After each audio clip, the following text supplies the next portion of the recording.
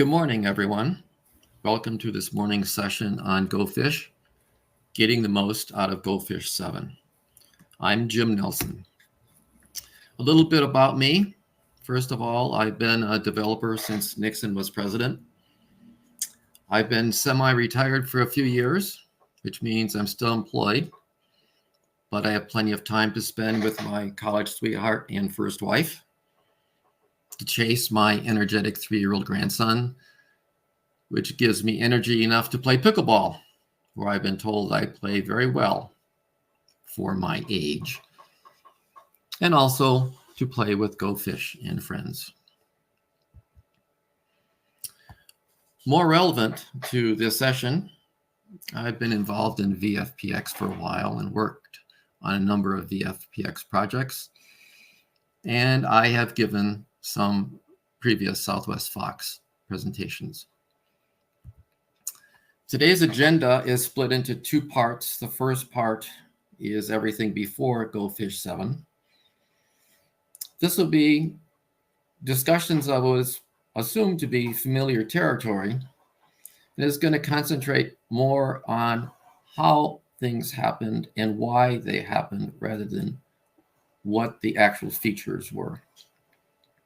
And along the way, I'll discuss some glitches, GoFish, the failure, and also a catastrophe. The second half of the session will be the new stuff from version 7. So to get started, I'm going to talk about when GoFish 4 started. And of course, GoFish 4 and 5 were products of Matt Slay. And curiously enough, he was able to identify the exact date on which he started GoFish 4, November 25th of 2010, which curiously was Thanksgiving Day.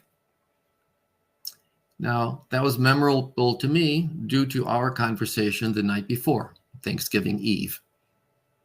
Matt, who was planning on moving his app from DBFs to SQL, wanted to extract the search and replace mechanism from code references so that he could modify his app to use SQL. His concept was that he wanted to create a conversion process to modify his code base that he could run as many times as needed until it was successful. He was talking to me because I had some knowledge of code references. I told him about some of the difficulties he would have with this task and warned him that there were some references to people who had found that doing replacements in code references had damaged files so that they were no longer usable. That scared him enough that he chose to try to use another tool, GoFish, which he and I had discussed very briefly before that. And he thought it would be easier to take a simple tool and enhance it than take a tool and try to debug code references. So the main thing that he worked on in his mind was the search engine. And on his homepage, he described GoFish, as you can see, as an advanced code search tool for fast searching and replacing of Visual FoxPro code. The important thing here is, in his mind, searching and replacing were one thing. It wasn't you can do searches. Oh, incidentally, some of the time you can do replaces. It was designed for searching and replacing. Think of that the same way as you think of search and rescue. They go together. So he had concentration on making bulletproof replacements. It was really critical to him that when you did a replace, it made a replacement that you wanted. And ultimately what this meant was he found the exact place when you had searched where the line of code was and made sure that that line had not changed at all before he made a replacement. Now, he also made this search engine usable without the user interface, because his intention was to use it programmatically without any user face at all. And in fact, it was made available from within Thor with a line there, which, as it turns out, as far as I can tell, nobody ever executed. Now, the other thing in his message, in his description, was he was for fast searching and replacing the Visual FoxPro.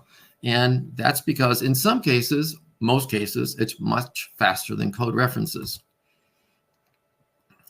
So in this comparison, timings, you can see that code references, well, you actually don't need a stopwatch to make these comparisons. If you are familiar with the theme song from Jeopardy, which takes about 30 seconds, you could hum the whole thing twice in the length of time that code references runs for plain searches. And you could take a couple of sips of coffee during the time for GoFish 5. But that was only for plain searches. Regular expression searches it got a little bit worse. I found it very interesting what the vast improvement could be. So I decided to look into the search engine, and knowing that there are two different types of code. There's PRGs, which is simple text files, and then there are the binary files. And I thought, I'm going to look in the processing of the text files. It has to be easier to see where the distinction is between using a plain search and a regular expression search. And I was amazed to learn that what actually happens when you do a plain search, now this isn't for PRG files now, it actually converts your plain search expression, it transforms it, and so that you put escape characters into it, and it uses a regular expression. When you're searching a text file, it only does regular expression search. And then beyond that, I found that when I looked into processing of this particular code, I should say, is the only path that writes out to the destination cursor. So whatever was going on in searching binary files also ultimately only used regular expressions. And this was quite confounding. So the mystery somehow is in the processing of binary files, which I call X files. And they all look a lot the same. They have some various header information for each record, and then a whole bunch of memo fields. And you have to look at this and say, well, clearly I have to go through every record, and I have to go through every character memo field and search everyone separately. Code references does a scan and then goes through each character field one at a time for each record. That's one way of doing it. Another way of doing it would be to do it one field at a time and scan through that field for all records. Both of those look pretty equivalent. But Matt inherited something else, which was, and these are his actual comments, including the typos, from a method called search and table. And it says, the important speed part of GoFish is to use the locate command, which can be used to get a quick partial match first, and then call continue. So it only actually searches through for an individual field, the actual records that have possibly any matches. And it also says it's not used if we're doing the regex search. I have to say, it says this is an important speed part of GoFish. It is the important speed part of GoFish. And for myself, I would say, who knew that using locate could provide such a tremendous speed improvement? I know that many of you, not me, I would never have known that. And we will come back to this particular topic later. One other thing in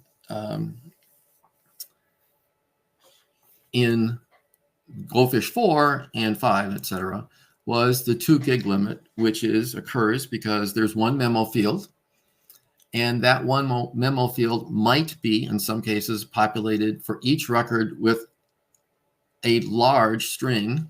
Foxbin to PRG, that string would be 1.3 meg. So a lot of records times a lot of big things, and you can get to 2 gig. This is something which was only reported a few times and was really considered, okay, there is a possible way to fix this. but it's going to take some work, and it was considered not to be worth the effort. Once again, this is something I'll come back to later. So this is what GoFish 4 looked like, which is pretty much the last version of GoFish 4. And it looks a lot like things do now, although there are a few extra controls on the top and stuff, but it's clearly an ancestor of what we are currently have. That gets us to GoFish 5. And GoFish 5 is blamed on Ricky. Matt had nicknames for people, which he only used with me, I assume. Rick Schumer, he called Ricky. So the feature to save searched history actually goes back to 2011. This is about the time that GoFish 4 was released. And at DevCon in Germany, Rick said the one thing he's been asking for from Matt was to save search history. And this guy was sporting it. He wanted the same issue as well. Matt responded actually within a short time saying, well, 1% chance of being something I will work on. Well, he did not give credit to Ricky's persistence. Every once in a while, Rick would mention that, so that finally, 4 years later, we did get saved search results as part of version 5. And what you're seeing here is every time you have a saved search, you get a new folder in this folder. So here's like 20 different saved searches. And if you looked in any one of those folders, you would see the same list of files. The main file in here is the DBF. The DBF is actually just the cursor. He just takes the cursor and jams it into a DBC. He had to do that because his cursor had, by this time, Matt really loved long field names. So it goes into DBC. And then there are a couple of setting files, XML files as well. So, of course, you had to have something to manage this. You had to determine whether you wanted to save settings one at a time, or a search and settings one at a time, or have them always saved automatically. And similarly, you could delete them one at a time, or you could have something called the janitor, and you could say, janitor, come in once a week and throw anything that was more than a week old, whatever your preference was.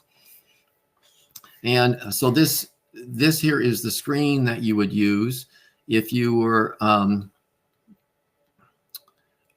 to select one of the search history to restore. So what could go wrong? It's kind of amazing, I think, that sometimes you can have latent bugs and you think, this has been running for so long, nothing can go wrong. It's working. And yet, here's the catastrophe. More than 5 years later, almost 6 years later, some guy wrote in and said, you fool, all my folders and files and an entire disk have been deleted because of your stupid app.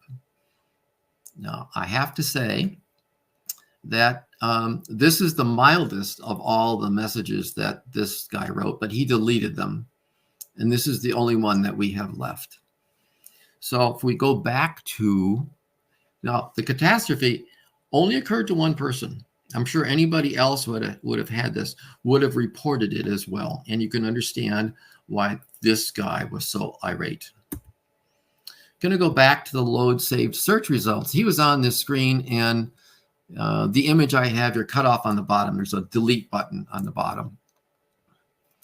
So when you're ready to delete something here, you highlight the row you're on that you want to delete, and you click the delete button. That's fine. And what's happening behind the scenes is that there is another not visible field, which has the full path name of the folder. Okay, so it just takes the full path name of the row you're on, adds backslash star, and deletes all of that. What hadn't been considered is what happens if you keep deleting and you finally press delete when there are no more records. In that case, what you get from that field is empty, and you get backslash star, and it just poof, away goes everything on whatever drive you're on. Now, other enhancements included wildcard searching. And wildcard searching, which I didn't realize this, it wasn't introduced till version 5, is actually very easy to implement. Because as I told you, for plain searching, what happens, it just internally, it transforms the search phrase so that it can be used into a regular expression. The exact same thing is done for wildcard searching, just a slightly different routine to do the transformation. And so you have to do something special for question mark and star, but other than that, it does essentially the same. So that part was very easy. Then we began discussing, well, the thing about wildcards is a lot of the stuff I'm interested in, if I'm doing wildcard searches, may not be on the same line. I want to look in the same statement. And that began a long series of discussions about how do you do that? How do we go? It's really easy in regular expression to select a match all on the same line. But the definition of the same statement is more complicated. The semicolon thing, and you can have comments after the semicolon. How do you do that? And how do you make that work and be able to execute that in a reasonable amount of time? And eventually, we came to the conclusion that the problem was like this. We didn't think, Matt said something like, Jim, we're a couple of bright boys, and we've been looking at this for a long time. We ain't going to solve this. It's beyond what we know how to do. So let's just put it aside, and something may come of it later. But right now, it's not something that we can solve. And then the next thing, sort of a well-hidden little option in version 5 was the filter builder, which allows you to, after you have created results, you can filter it by any of the columns. Now, in version 4, it looked like this. Okay, kind of a dense form. And in version 5, it got reworked to look like this, which basically it would be really easy to assume that the whole thing, the idea here was to put related things together on separate pages so that it'd be easier to find your way around. Actually, that was not why this was done. The reason that this was done was that by this time, there was an additional field in the cursor, which was the entire statement. And I realized, and I got Matt to allow me to make these modifications to this filter screen. I realized that you could sort of simulate a wildcard search across lines. If you look for ABC star XYZ, you could first search for ABC. You get a results of all lines that match XYZ. And then you could use this filter to search for XYZ, and then you would have a filtered set of the original cursor. And I was proud of this, and I showed it to Matt, and he says, well, Jim, I think this will work for you.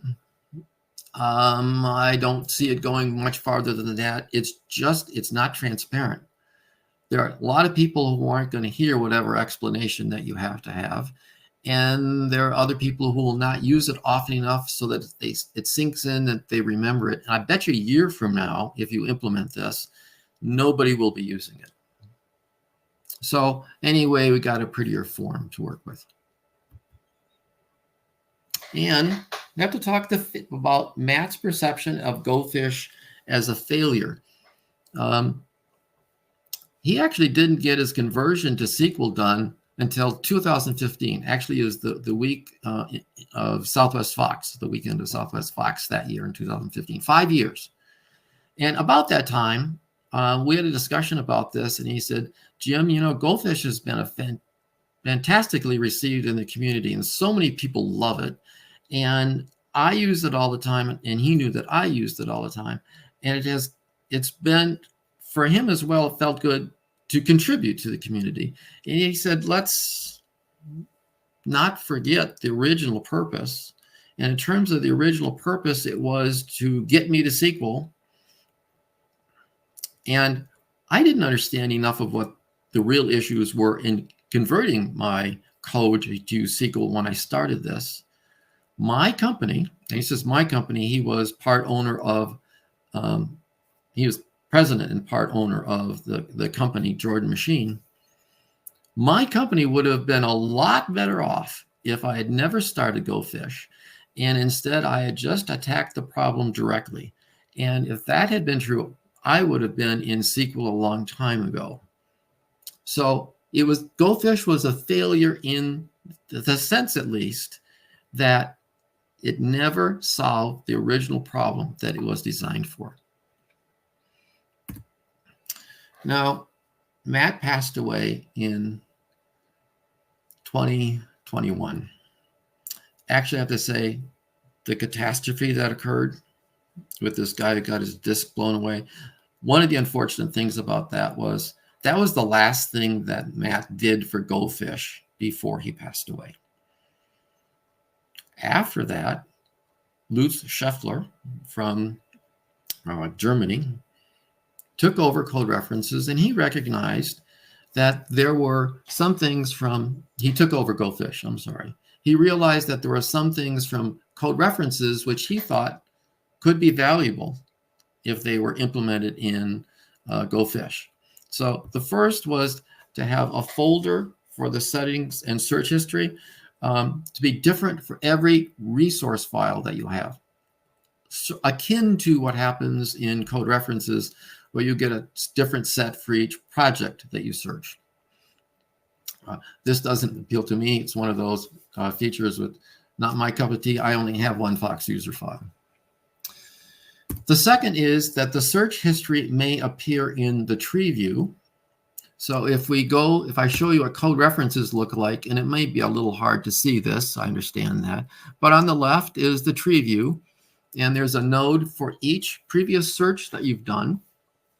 And anytime that you do a search, you get a new node on the bottom. And that way you can expand previous searches and you can compare them. And this is a different way of looking at search history than was done in version 5, where you could only have one at a time. Here you could have all search histories open at the same time.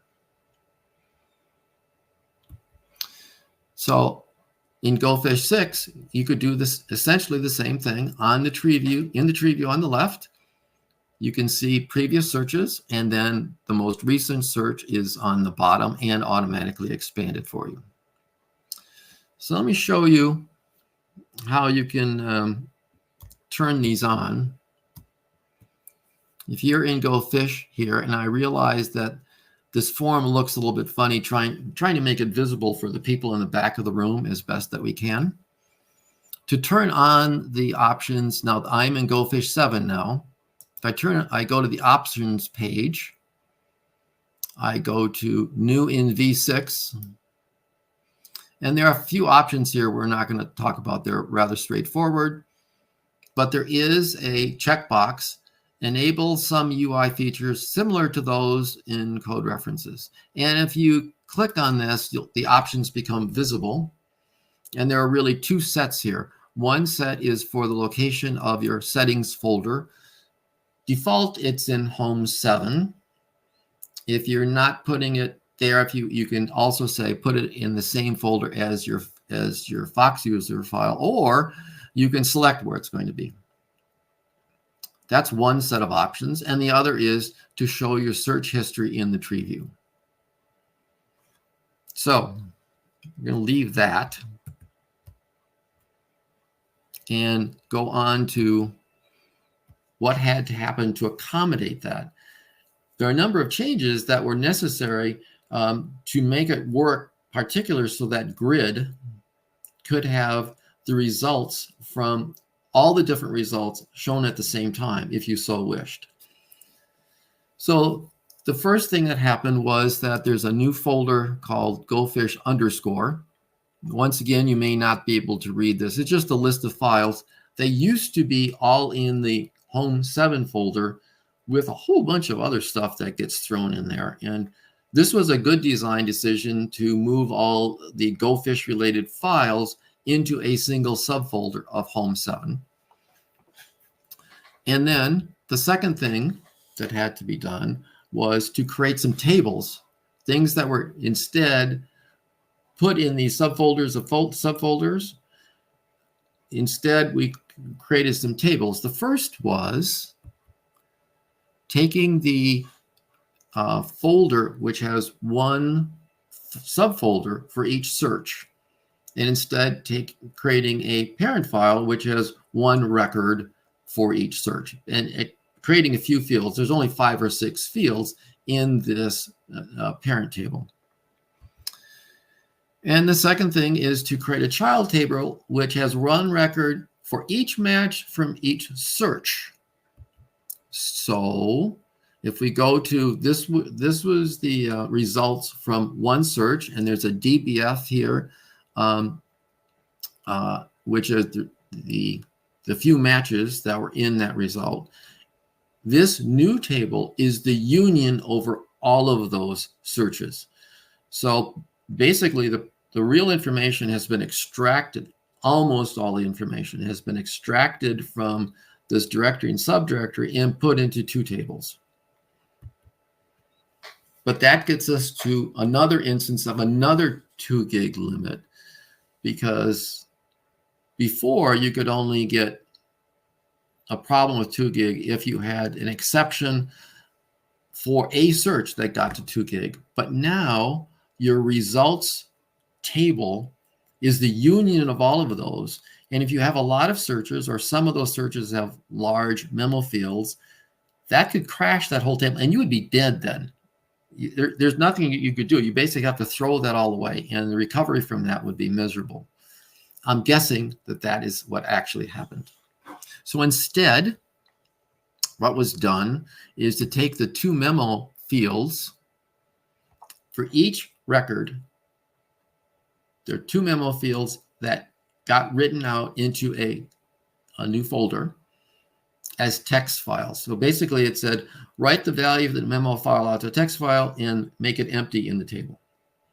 Okay, so the 2 gig limit disappeared because the only memo fields that matter are no longer being written out into the memo table. They're being written out separately.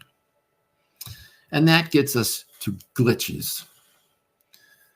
Well, to accomplish all this work in GoFish 6 new structure, you had to change the structure from the old to the new. And when you're going from the old to the new, if you had previous searches, it had to create all of these files for all previous searches. And lo and behold, for some of us, I have no idea how many, for some of us, what happened was there were duplicate file names being created. And GoFish would say, do you want to overlay the previous file? Do you want to overlay the previous file? Turned out I had more than 10,000 of these. I did not have the patience to go through, and other people reported the same problem. If you stopped and you started GoFish over again, it wanted to do it again. There was no way to say, let me just skip that part. Nor was there any way to go back to GoFish 5, because many parts of the conversion by this time had already happened. Another thing that happened was during this, while these problems were happening, there was a change of renaming GoFish 5, which is basically looking through the code base, and every place it said GoFish 5, renaming it to GoFish, which is, that makes sense. There isn't any GoFish 5 anymore. The problem is that some of these were external names, And one of the results, there are many different things that went wrong, but one I can speak to is that users in Thor then saw two tools, one called GoFish 5, and that was a older version of GoFish 6, and another one called GoFish, which was the newer version of GoFish 6. So neither of them were named properly, and you couldn't tell which one is the correct version. So a lot of small nitty problems that affected quite a few users. There was also difficulty with the new features themselves because it wasn't really clear what they were, or what are they. I like that sentence.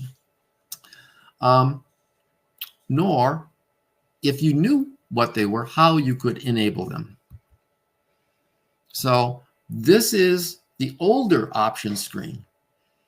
And this is, if you were in version 6, this is the way the option screen worked. And to turn on the options, you had to, first of all, you guess it's going to be in the option screen. You had to know to go to the advanced page, not the new tab. There's a new tab, code references here. That's not where you'd go to because it was disabled. You had to know to go to the new thing called advanced, and then there is a new checkbox, allow code references like work, which is kind of an opaque thing. Really, it doesn't give you any indication that this is related to version 6 at all. The effect of all this, I think, is that hardly anybody actually was using the new options from version 6. In fact, I've never seen any questions or comments in the issues page on GitHub for GoFish that related to these new issues. So for all the work that was done, we ended up with something that was hardly being used at all. So in an attempt to help somewhat with this issue, and this had to do with helping those for whom they hadn't been able to use GoFish at all since some of the problems with GoFish 6. I created GoFish 5 Classic. I resurrected GoFish 5 since before the modifications to GoFish 6, and just said, this is the old version, made that available at least in Thor, so users could get this in Thor, and they would at least be able to survive using the older version without even using the newer version at all. And that got us to an interlude. Beginning of this year, all was quiet. Whatever hubbub there had been with GoFish 6, it was all quiet. Nothing had happened for a few months. Nobody was asking any questions. Nobody was thinking about GoFish. And presumably, this was the start of a long, quiet period, because that's what happened in the past between major versions of GoFish. And, of course, there were still some unsolved problems, primary being the wildcard search across statements.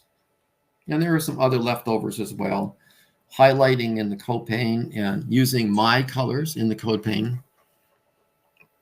Things that modify menu didn't let you do.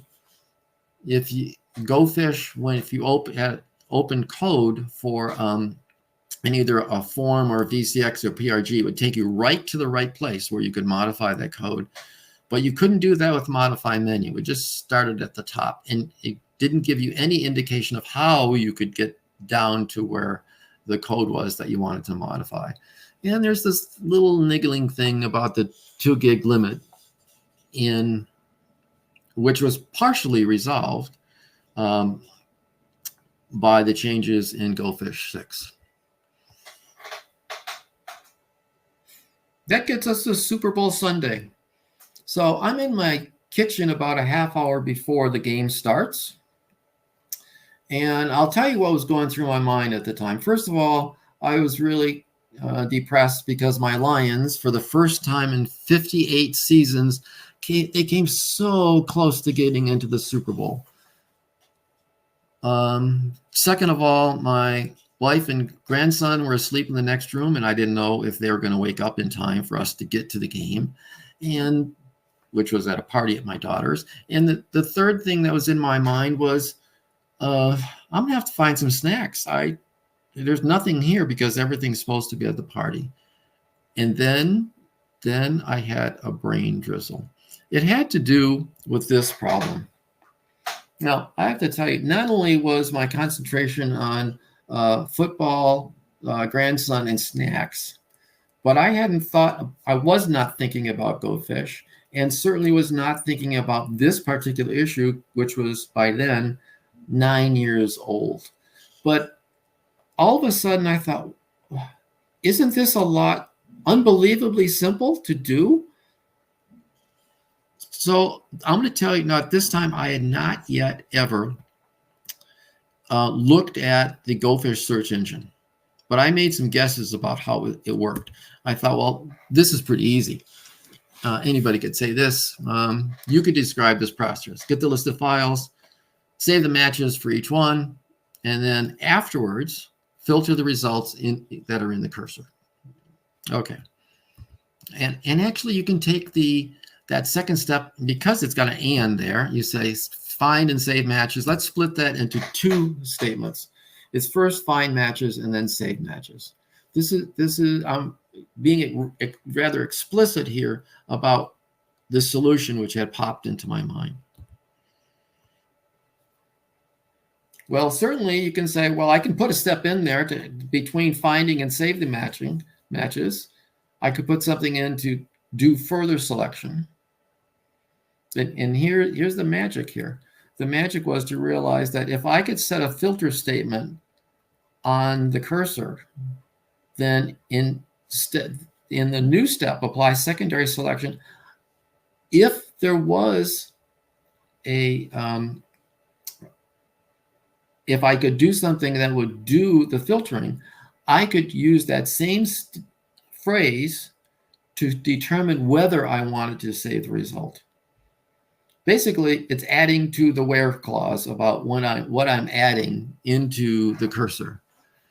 And all of a sudden, the problem that I thought had been a messy integral was simple algebra.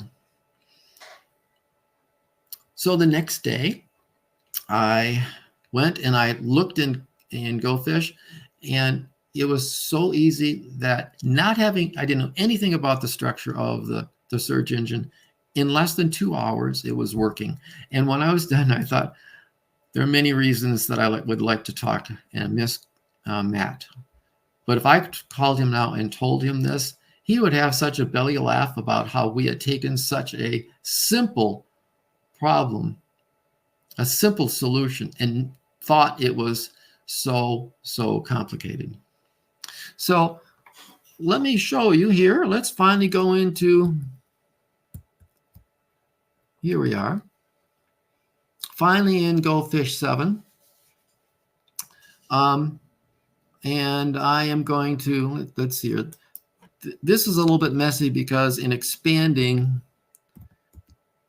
the size of all the icons, they don't fit together very well anymore.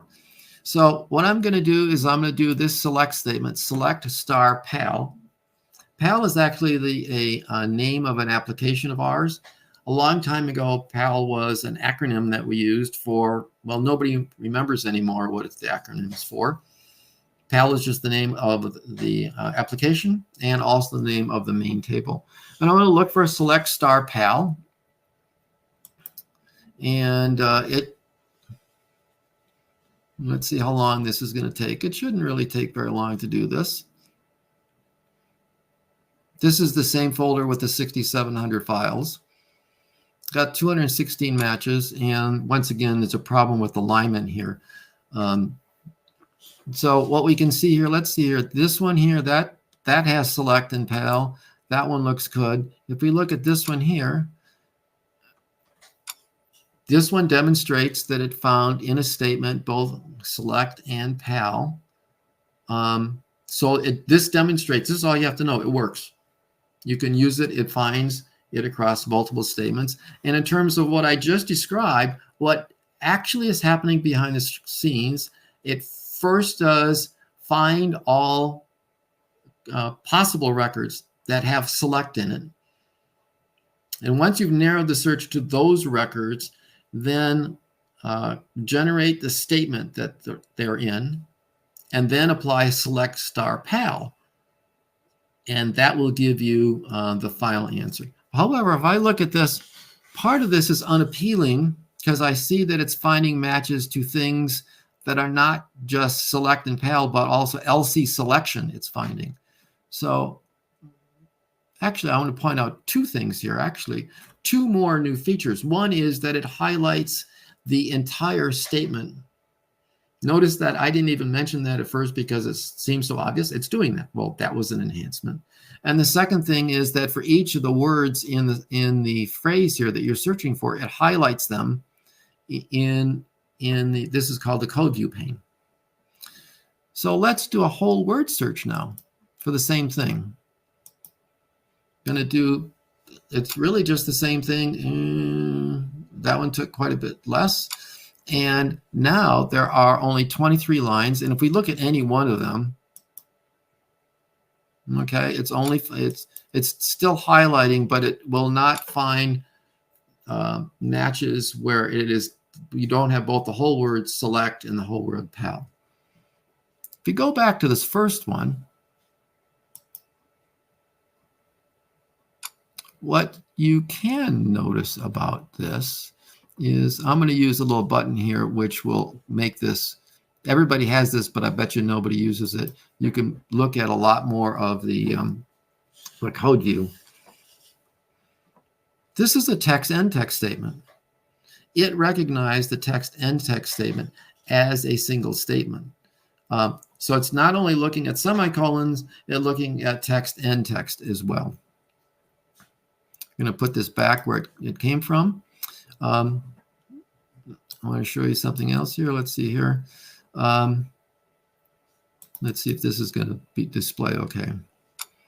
Okay, I'm sure that this is not going to be visible. I chose another row here, and this is in a container. So this is the code which is in the update cursor method of this container. And what you probably can't see, may not see because of size, is that it's actually selected that object. If we open the property window, you look in the property window, it selected that object for us, which can be very helpful at times if you have things that are similarly named. It helps with the navigation. The caveat is that it only can find objects that are visible. Visible not in the sense that dot visible is true. Visible instead in the sense that you can see them, because what actually happens behind the scenes here is that it clicks on the object. It actually clicks in the center, and if the center doesn't work, it tries to click around the border. So it has to be visible, which means it won't work if the object is actually on another page in a page frame. Now, we showed you one of these, which I don't remember which record it was, that was within a text end text. You can actually, knowing that it will do that, you can search for text end text. And it turns out that that is the only place in my system where I have select pal within a text end text combination. So what I've been talking about here is enhancements which I call transparent.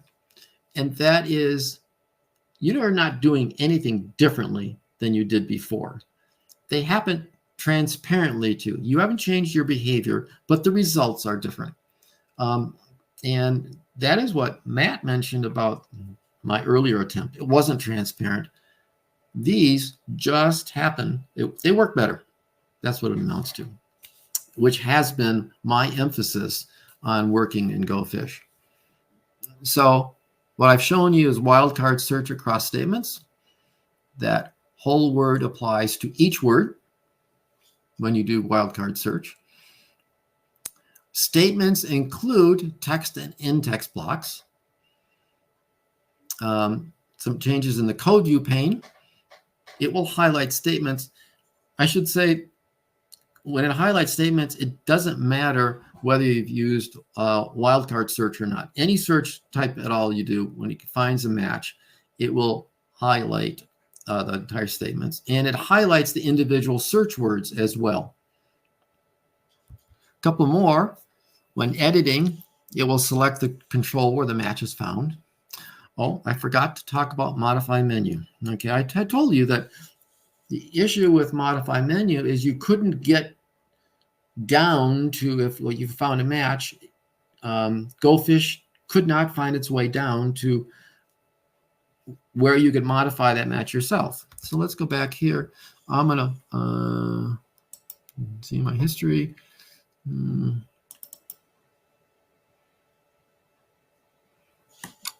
So the first thing here's something that happens in the procedure.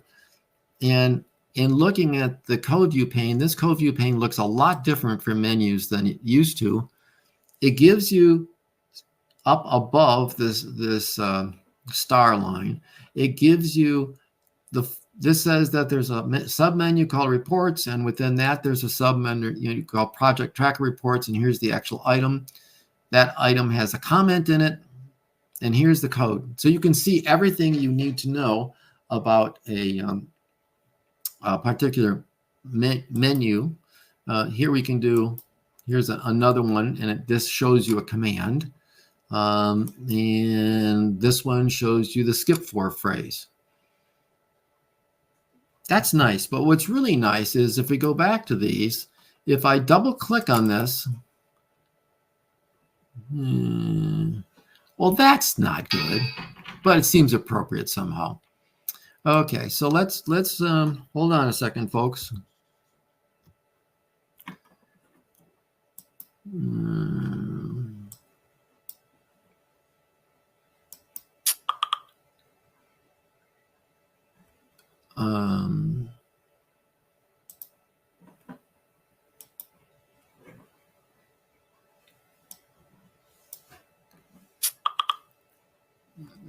So I'm going to go back to my history here and go back, see if I can do any better this time. Let's see if it works this time.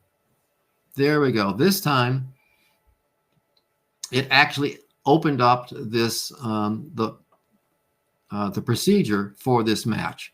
And similarly, I'm just going to close this. We don't have to do anything with it. I'm just showing you that you can navigate to it. Similarly, if you do a skip for, it will navigate to the prompt option screen where that script for is defined. And the way this actually happened was I was learning how to do this. I was idly looking at a menu, and I realized that I could use the up and down arrow keys. And then, by gosh, if I can use the arrow keys, maybe I can use the keyboard buffer. So all that's really happening here to get this to the right place is it does modify menu, something is filled in the keyboard buffer, and that takes you to the right place. So let's go back to here.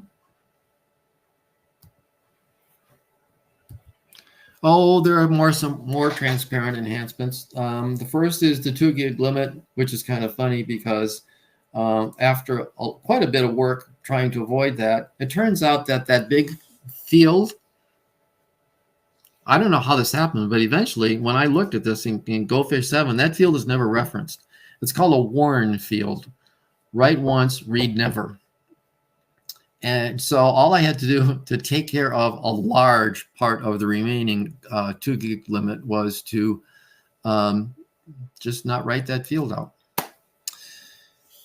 When we get to optimizations, these are still transparent to you. If you're using regular expressions, this is the screen I showed you before. real early in talking about Matt's improvements. And this is the same, also the same screen I showed you, and it said that at the bottom, not used if we're using a regular expression search. I was dumbfounded by that until I realized that this code was actually inherited from Peter Diotte. I don't think that might be how you pronounce his name. And that did plain search, and there was no provision in it because the old GoFish did not use regular expressions. So Matt chose the simplest approach for, in that piece of code, he didn't use the optimize locate command. And I thought, well, I'll see if I can make it use the locate command. And it did. It was a simple, really straightforward change. And all of a sudden, the regular expression search was almost the same as the plain search when looking for a phrase in this big table. Now, there's another optimization, and that applies only to searching in directories and subdirectories, and that uses a Windows utility grep. If you're probably familiar with this from either Unix or Linux. And using grep, if you're searching through directories and subdirectories, marks another dramatic improvement. Of course, it gets to the point with these improvements. If you're not searching in large directories or large projects, the speed differences don't make much difference. It works better, but it's not a great improvement in your life. Just the extreme example of this, however, was searching in a much larger folder, more than 3 times as many files, and code references took 9 minutes. And GoFish 7, with these 2 new optimizations, took 8 seconds. So that's a case where the speed improvement makes a dramatic difference. Now, I've gone through all the transparent enhancements. We'll talk briefly about discoverable enhancements. And we're going to start actually not in the order that it says here. We're going to start going a different order. First of all, what's discoverable is that this is a new control here. And you can, for instance, say select active object. I don't have an active project right now, so this won't work. But if you choose browse project, you actually have 3 ways to browse for a project. You can type into this text box here, which is not usable at this size, but that's okay. You can use this little thing. The 3 dots are supposed to be a hint that if you click on it, you're going to get something that will let you browse. You're going to open a project, or you can use a drop down. You can say all open projects. Now, if you use Doug's Project Explorer, Matt had a nickname for Doug too. So you take Doug H, spell that, you pronounce that's Doe. So he was Doe or the Doughboy. In Project Explorer, you can have multiple projects open, most of which are hidden. It will search all of those. You can search in the current directory. You can select the current directory. You can browse directory. And once again, this one has the 3 little dots if you want to browse directory that way. And then a really new one, files in the current results. Now, right now, there's only 1 file, but actually that could make sense. Basically, it takes all the files that occur in the tree view, and those are the same files that appear in the all the files that could be in the tree view or in the grid, and searches all of those. So this is another way of doing a secondary search. The other control worth mentioning is down here, which is we have some new things, and I try to highlight them by putting them in this red box. Report issues. I'm hoping that whatever comments, questions, suggestions, complaints, anything you have, you use this thing here to report them rather than reporting them to me in email or whatever mail you use. This is the way to do it. It'll take you right to the correct page in the GitHub site for GoFish. What's new gives you the change log, and FAQ gives you, well, it's not frequently asked questions. It's answers. Right now, it's answers to questions that should have been asked but haven't been asked. So those are things that you can discover just by looking at them. The next thing is to go to the options page. And in the options page, you go to new in V7. The first one here says default font size. I've had to make this font size very big so that it fits, so people in the back of the room can see it. The default is 8. And you can leave it at that, or I use it as 10. That has to do with my old failing eyes. There are some options here.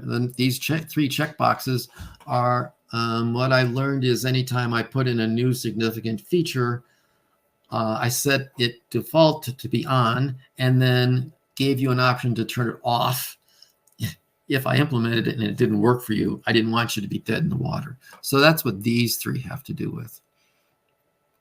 I can say use IDE colors. And if you do that, and well, I'm going to save this guy. Yeah, we're going to ignore that. Let's go here. Once you've set this up, it will use your own IDE colors instead of GoFish's default. The one failing here is it will not do black mode, dark mode. So that's not because it can't. It's just that I don't use that, and I would have to have help in order to get that to work. There are a few more options here. The only one it's worth discussing that you couldn't figure out yourself is this thing about this highlight box, which is by default red, and it appears here in this little control down here. It appears in the code view pane, and it occurs when any of these things up here are non-default, and you can change it to any other color that works better for you.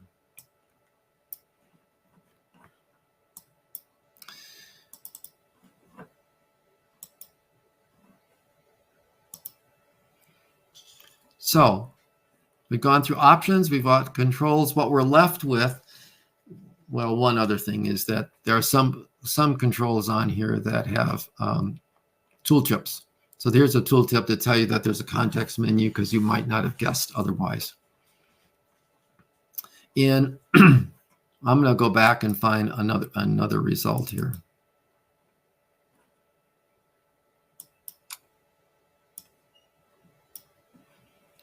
There are context menus on any cell in the grid, on the header, column header, or on the individual items that appear in the tree view. So here I'm clicking on, actually, I'm a little bit confounded here by the size of the stuff. I'm going to click here, and it says filter values in this column. This will take you to the filter form that I showed you before, and it will take you to the right page that filters on, in this case, I right-clicked on match code. So if I go here, it takes me to match type. It takes me to the page of the 6 pages in the filter builder for match type. You can filter by the file, the full file name. You can filter by, if you had right-clicked on a class, it would have also said for class. You can filter by this method. And if you, by this method means this method in this object, in this class, in this file. It's just this particular method that this code applies in. It should be the same as what appears over here in the code view pane, but it finds all the matches, which you would have to find differently. Here's one of the options that you could also see in the options page. 3 different ways of copying parts of the file name to the clipboard. If it's an X file, you can browse the X file as a table, which isn't very interesting, and I don't think that seems to be where it's not showing right now, at least. You can try up here. You can super browse as a table, which I do all the time. I'm a super browse fan. That's one of Tura's beautiful tools. Or if you have HackCX installed, you can open HackCX to work on this file directly. You can turn on a delete mark. So this has to do with if you want to mark items in a result that you're done with and you don't want to see them anymore. So you can just start marking them like this and they will disappear as you go along. If you still want to see them, you can go back and you can change the way set deleted works, and that will show it to you as well. The thing about the delete marks is they're not part of the saved search. This is part of the filtering that you do afterwards. And so just in the cursor, it doesn't affect what has been saved out into your search history.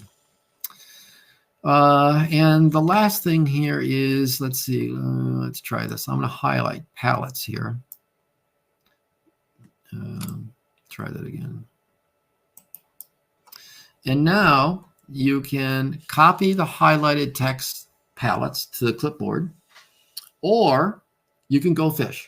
So you can highlight something from here and you can say GoFish, and it puts it right into the search phrase up here and executes it right away. Well, one last thing, which is primarily for me, you can view record and you can actually see all of this uses Matt's dynamic form, and you can see the value for all the fields in this, all the relevant fields in the cursor. You have similar fields appearing here in the similar items if you right click in the column header. And also, if you right-click here in the, here we go, in the tree view, you can modify what's there. You can, once again, the name that you right-clicked on, you can go fish for that name, and then some options which are similar to what we saw in the context menu for the for an individual grid. So let's see here. There are a few other enhancements. Project Explorer, I mentioned that you can use all open projects. Similarly, there is code in Project Explorer, which it uses anytime it uses to open a file, and GoFish will use that if Project Explorer is open. As always, there are unaddressed issues. First of all, making regular expression search across statements, code view dark pane, dark mode, and whether it's possible to find something where grep could be used to optimize for projects instead of directories. And these are unaddressed issues which may never be addressed. That's just the status right now. I can tell you I am not looking at any of these. I don't know if anybody else is interested in them. Nothing will be done on them unless there's some pursuit. So it looks like I have a little bit more time than I thought. So I'd like to show you, let's go in here and no. Okay, so here's some code. Doesn't matter what the code is. And what Rick Borup showed is that if you right click, and here's a menu which is probably not visible, there are two options down here called view definition and lookup reference, which he talked about in his talk the other day on refactoring. There are Thor tools to help with this. So if you go into Thor and you do configure, the screen is going to come off my screen, I bet. Okay.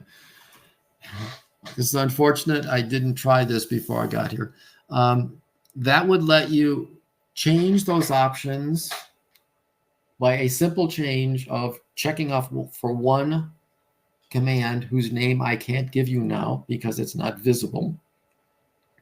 It would make view definition from that use go-to definition, and go-to reference would call GoFish. And that is something which I will describe in an issue on the GoFish page sometime soon when I have time to do so. The second thing, let's see here, let's close this. The second thing that I have time for is something called advanced replace. Advanced replace is something that's been around for a long, long time, hardly ever used. I only know of one other time anybody other than me has used it, but it's really quite powerful. I gave Matt this problem. I have the first line is the line of code which is used throughout my system, and I need to change it as part of refactoring. It's got way too many parameters, and everything underneath it is being reworked. And so the fourth parameter here became the new first parameter of this new call, and the sixth parameter became the new second parameter. And the result was to come up with something called advanced replace. In advanced replace, you write a PRG, which takes the first line as its only parameter. So it just takes text line, and it returns the new result. So if we go to replace mode, normally you say replace text. For those times when you do replacements, 99% of the time you simply replace the text you search for with new text. But advanced replace works differently. Here's a description of it, but the description basically says you're going to write it to UDF. It's going to take a parameter of the old line. It's going to return the new line.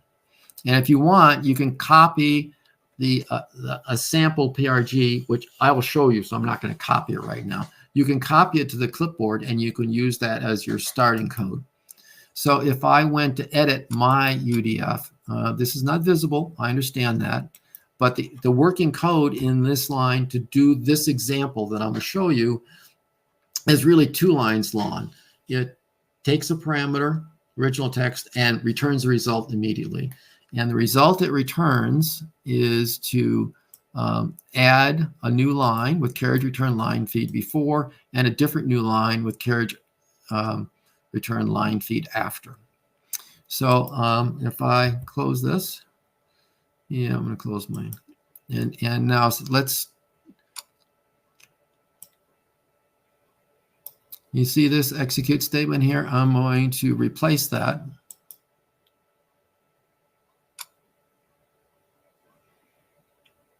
How come it's not showing me? There we go. That one worked. Okay.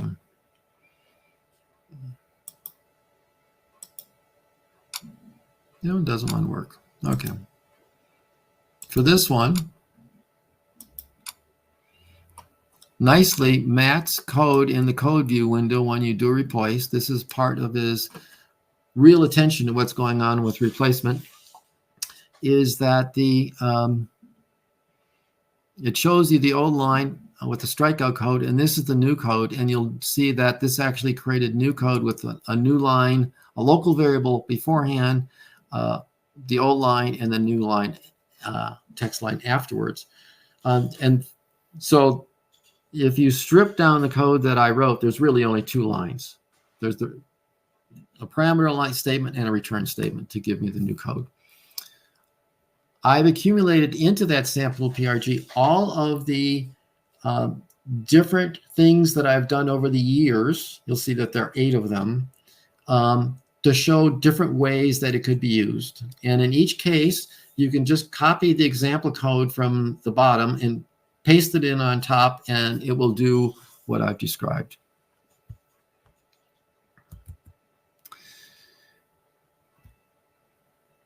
So I'm going to remind you, comments, suggestions, bugs, whatnot, please do that using the issues page in GitHub.